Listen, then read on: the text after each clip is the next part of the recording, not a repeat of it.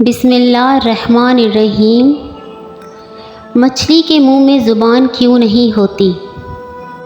اللہ تعالیٰ نے تمام جانوروں کے منہ میں زبان پیدا کی ہے، مگر مچھلی کو زبان نہیں دی کہ جب حکم خداوندی سے